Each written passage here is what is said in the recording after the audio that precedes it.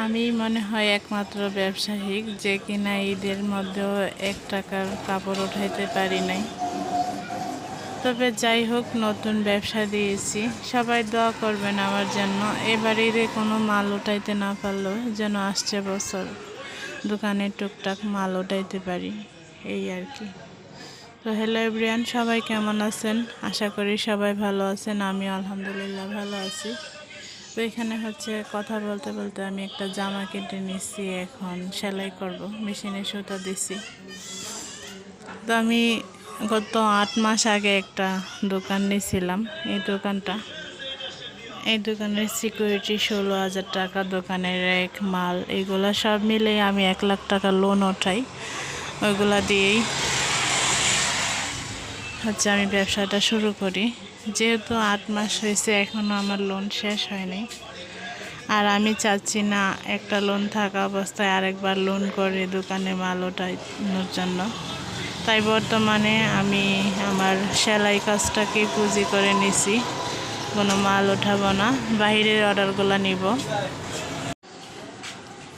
এই দোকান করে আমার মাসে 1 লাখ টাকা কিস্তি, মানে 10-11 হাজার টাকা কিস্তি, তারপর নিজেদের খরচ, দোকান ভাড়া আছে 4,000 টাকা, সব কিছু দিতে হয়। আলহামদুলিল্লাহ দিতে পারতেছি, হয়তো একটু হিমশিম খেতে হয়, কিন্তু এটা সব সময়ের জন্য থাকবে না। আমি যদি লোনগুলো পরিশোধ করে ফেলতে পারি, তারপর সবটাই আমার। আর সিকিউরিটির টাকাটা তো আছেই জমা, মেশিন কিনেছি, রেক কিনেছি, সবগুলোই আমার হয়ে যাবে।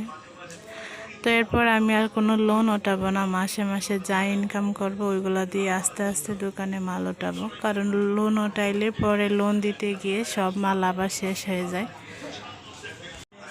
আমার মতো কোন কোন আপুরা ব্যবসা করেন জানাবেন। তবে অনেকেই ঘরে বসেই ব্যবসা করতে পারে। আমার এই আপুও ব্যবসা করে বাড়িতে বসে। তো আমি চাইলেও বাড়িতে বসে করতে পারতাম, কিন্তু যেহেতু একই এলাকায় একই জায়গায় আমার আপুও করে, আমি করলে হবে না। অফলাইনে একই জায়গায় দুইজন, ওই জন্য হবে না। ওই জন্য আমি একটা দোকান নিয়েছি। তো সবাই আমার জন্য দোয়া করবেন।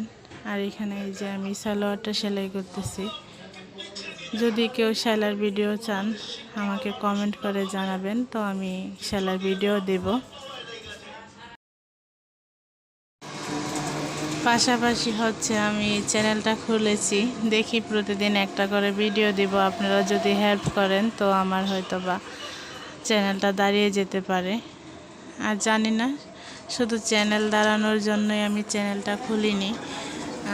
কখন কি করেছি এটা একটা স্মৃতি হিসেবেও থেকে যাবে। কারণ আমি বিগত অনেক দিন যাবতীয় টেলার্সের কাজ করি, অনেক কিছু লাইফে অনেক স্ট্রাগল করেছি, কিন্তু কোনো কিছুরই প্রমাণ নাই।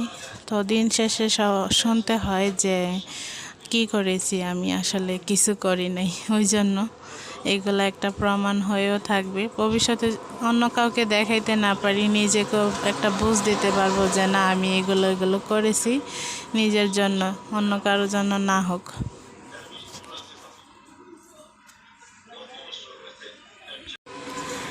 আমি যেহেতু দোকানেই ভয়েস দিচ্ছি, সেই রাস্তার পাশে অনেক গাড়ি চলাচল করে, একটু শব্দ হবে, সেগুলো একটু অ্যাভয়েড করবেন। আমি সারাদিন দোকানেই থাকি, বাড়িতে যাওয়া হয় না। বাড়িতে রান্নাবান্না আমার মা করে। আর হ্যাঁ, আমি বলিনি, আমি আমার মায়ের বাড়িতে থাকি বর্তমানে।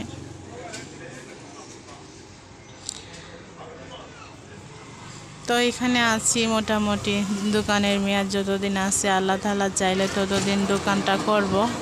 আর আমি এই দোকানটা করার মাধ্যমে নিজের লাইফটাকে একটু গোছাতে চাই।